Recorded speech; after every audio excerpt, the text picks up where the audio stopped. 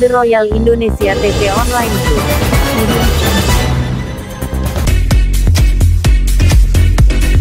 Bismillahirrahmanirrahim.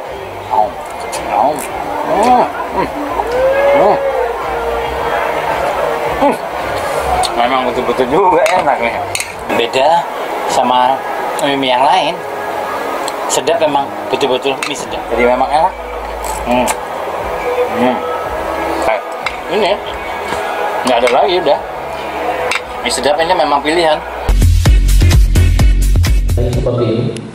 Untuk sosialisasi ini kita akan fokuskan ke ILP dan PLP yang bisa dibawa perorangan.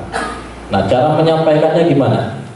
Untuk kecelakaan pesawat, kapal ke IDMCC atau Indonesia Mission Control Center, di mana stasiun bumi yang ada di Indonesia ini hanya dimiliki oleh Basarnas untuk menangkap sinyal pemberantasan korupsi, Pak.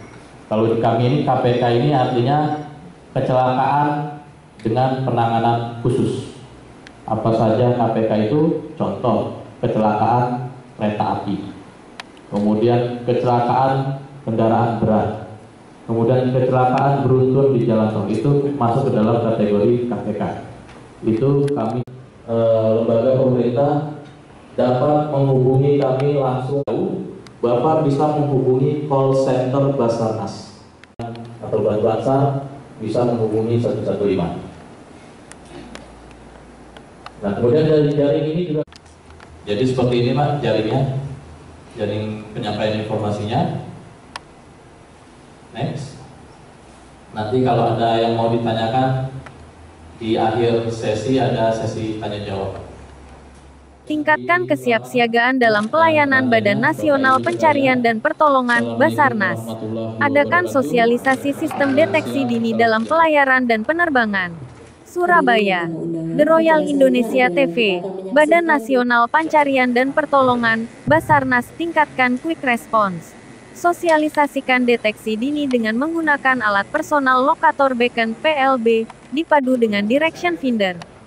Haryadi, Kepala Kantor SAR Surabaya, dalam sambutannya mengatakan, kami sangat menghargai partisipasi Bapak Ibu hadir untuk mengikuti sosialisasi deteksi dini yang merupakan tanggung jawab bersama untuk berkomitmen melindungi keselamatan pelayaran, penerbangan, dan unsur jiwa manusia serta harta benda, ujar Haryadi disampaikan pada acara pembukaan sosialisasi di Hotel Bumi Surabaya, tanggal 8 Juni tahun 2023.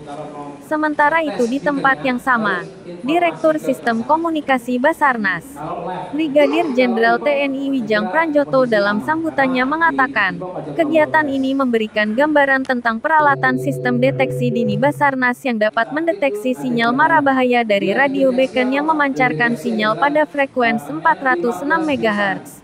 Ada 3 jenis radio beacon, Emergency Locator Transmitter (ELT) untuk transportasi udara, Emergency Position Indicator Radio Beacon (EPIRB) digunakan transportasi laut, Personal Locator Beacon (PLB) digunakan untuk perorangan.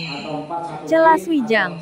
Lebih lanjut Wijang mengatakan, sinyal mara bahaya dapat dideteksi dengan cepat oleh Basarnas dan negara lain yang memiliki stasiun bumi yang bernama Local User Terminal (LUT). Kecepatan pendeteksian merupakan salah satu cara dalam peningkatan response time, tutur Wijang.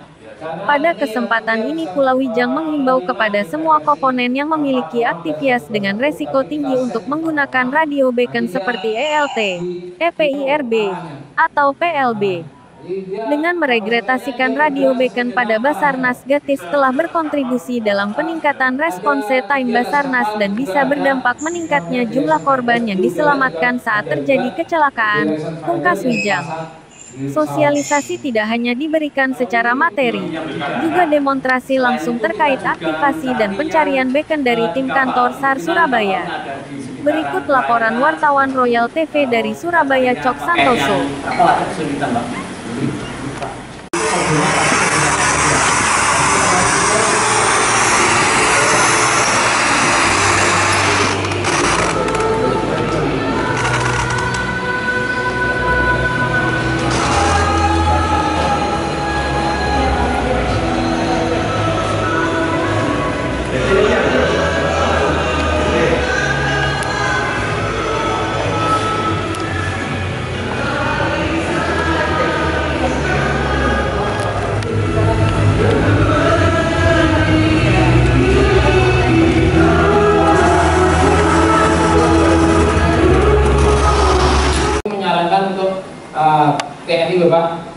menggunakan serial.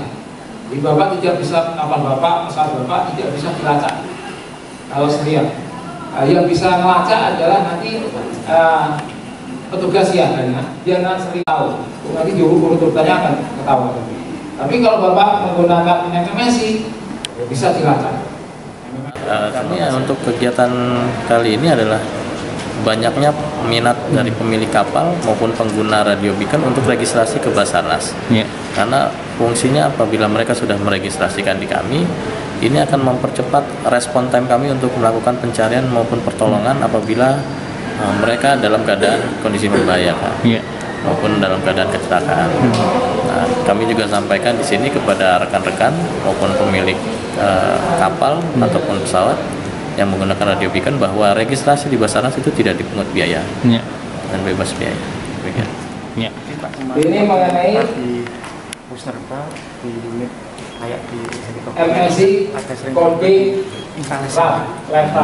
Ini bermasalah Pak. Ini jadi bahasan karena nomor MSI kapal Indo sama kapal itu harus beda. Yang di depan itu. IU masih informasi bahwa biasanya kan yang mewakili kabel negara. Tapi di left itu MID-nya itu di aturannya lagi dibahas IMO sama IU. Kemudian ini mengenai ini kemarin 21 Maret saat ini ada tambahan satelit Pak, namanya Beirut satelit dari Cina. Jadi Bapak itu pertimbangan perusahaan Bapak. Katakanlah saat ini Bapak menggunakan pada saat di atas Singapura, terus dia di distress larinya ke Indonesia, dia harus ada MOU. Teman-teman di Ormas mampu melaksanakan tugas. Biasanya terjadi di kapal ya expired. Klik, tarik, yang bisa dibuat lingkaran itu Pak, terus kita bikin message seluruh kapal-kapal yang ada di sini. Dia akan informasikan kecepatan saya segini, arahnya segini, Kapal beda. nanti kita arah Jauh kan sinyalnya pelan. Nanti satelit yang istilahnya menangkap. Jadi kadang kita masalahkan mujizat kita juga menangkan kalau misalnya untuk XID ini jadi tidak akan mengalami lagi uji fungsi. Ketika kapal berjalan, kemudian dibuatkan sertifikat, kemudian minta di-approve oleh Sabandar Surabaya misalnya, cukup sampai di situ. Jadi ada tangan pemprogram ya, programmernya, ada tangan yang berwenang di Sabandar, kemudian kami serahkan ke Sabandar, satu sebagai kopi, yang satu yang asli diserahkan ke portable gear.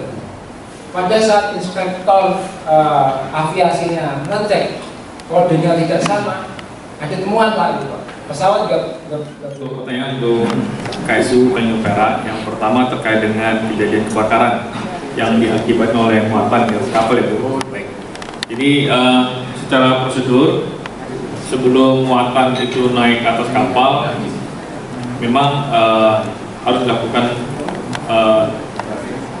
permohonan izin untuk memuat atau membongkar. Nah, tentu untuk memastikan muatan jenis dan tipenya apa, itu harus dilakukan pengecekan baik secara langsung maupun dengan berdasarkan informasi dokumen yang disampaikan. Nah, ini itu yang dilakukan sesuai dengan SOP. Namun untuk pemeriksaan muatannya sendiri secara langsung tentu mengingat jumlah muatan yang naik di pelabuhan itu cukup banyak, minta kepada operator di pelabuhan untuk menyiapkan sarana untuk melakukan alat scan untuk muatan. Ternyata pada saat pemeriksaan tidak ada equipment atau equipment dalam keadaan rusak, maka kita berikan kesempatan untuk pihak kapal untuk memenuhi dulu. Karena kalau yang namanya sudah mandatori, maka itu harus terpenuhi dulu, baru sertifikasinya kita lakukan. itu konsekuensinya. Kalau memang belum ya harus dipenuhi dulu persyaratannya. Itu juga peralatan-peralatan yang lain. Jadi dan daerah pelayarannya. Izin Pak, ini kapal sudah ada epilognya. Namun sesuai yang telah disampaikan dari Basarnas tadi, kan harus diregistrasi. Kalau dari Basarnas tadi kan ada sanksinya sesuai masanya lagi. Mungkin dari Sabandar sendiri, jika tidak ada registrasi epilognya itu konsekuensinya seperti apa? Jadi tadi ya bahwa Kementerian Perhubungan bersama Basarnas sudah melakukan kerjasama dengan menerbitkan edaran terkait dengan penggunaan IPOP di atas kapal. Artinya dalam pemberian sertifikasi kami juga mengikuti kaidah yang ada dalam SOP yang ada. Namun ke depan untuk persyaratan registrasi seperti yang disyaratkan di dalam aturan internasional maupun nasional, itu pun juga secara bersama-sama kami akan lakukan. Kalau tidak terpenuhi, maka Kementerian Perhubungan untuk pemenuhan persyaratan IPOP ada syarat yang ditentukan oleh International Maritime Organization dan International Telecommunication Union juga ITU. Jadi kita punya koridornya masing-masing, dan untuk rezim Kopasarnas tadi yang disampaikan oleh Mas Sana juga sudah punya kriteria. Jadi kerjasama antar lembaga ini bisa diwujudkan dengan kami harus bisa sampai di lokasi itu kurang dari 30 menit atau sekitar 28 menit kalau saya tidak salah. Itu sudah ada revisi perban yang baru, 28 menit kami harus sudah sampai di lokasi. Cuma permasalahannya di sini adalah terkait sinyal distress. Di sistem komunikasi kami ada yang namanya Prekom Exkom. Nah, Prekom Exkom ini yang harus kami laksanakan terlebih dahulu jika ada sinyal distress tadi, untuk memastikan bahwa betul bahwa sinyal distress yang memadai ini sudah A1. Jadi kalau sudah A1 baru teman-teman rescue nanti yang akan ke lapangan itu akan menuju ke lokasi. Nah, dari mulai mereka menuju ke lokasi itu kurang lebih 28 sampai 30 menit itu untuk menuju ke lokasinya. Tapi kan di luar itu harus ada Prekom Exkom tadi. Nah, itu tentu akan ada tambahan waktunya lagi. Kemudian dari kantor Jasa Bandara dan Otoritas Pelabuhan Utama Tanjung Perak, terima kasih kepada SAR Surabaya atas kegiatan sosialisasi deteksi dini ini. Ini adalah wujud kerjasama ke depan untuk seluruh stakeholder peduli terhadap pemenuhan standar untuk peralatan, khususnya alat pendeteksi kecelakaan, sehingga setiap kejadian kecelakaan ini dapat kita lakukan pertolongan, sehingga risiko kerugian yang besar ini bisa kita kurangi. Selanjutnya nanti kantor Jasa Bandara dan Utama Tanjung Perak akan juga terus-menerus mengingatkan kepada seluruh masyarakat yang ada di pelabuhan untuk memenuhi semua persyaratan yang harus dipenuhi setiap kapal, khususnya untuk alat pendeteksi dini ini, sehingga tujuan yang diharapkan bersama ini bisa kita capai. Karena setiap peralatan IPOP ini harus terregister di Basarnas, maka kami berharap seluruh masyarakat pengguna jasa, khususnya perusahaan pelayaran dan operator, untuk segera melakukan registrasi peralatan IPOP-nya, karena ini sangat mudah, tidak dipungut biaya, dan ini dapat dilakukan secara online, sehingga datanya bisa terkumpul di dalam database di Basarnas. Jadi untuk kejadian kebakaran di atas kapal ini memang setelah dilakukan pemeriksaan, dan tentu faktornya itu bermacam-macam. Jadi intinya untuk menanggulangi kejadian kecelakaan, salah satunya kebakaran, maka kita juga secara bersama-sama dengan operator pelabuhan untuk melengkapi semua peralatan pendeteksi untuk muatan, sehingga setiap kap muatan yang akan masuk ini betul-betul sesuai dengan dokumennya. Karena ini butuh peralatan yang cukup lengkap ya, jadi tidak bisa hanya dilakukan dengan menggunakan manual. Jadi kita harus juga dibantu oleh sumber daya yang cukup, termasuk juga peralatan untuk mendeteksi jika itu adalah untuk mencegah muatan-muatan berbahaya di atas kapal. Baik, terima kasih ya Pak. Baik, sama-sama.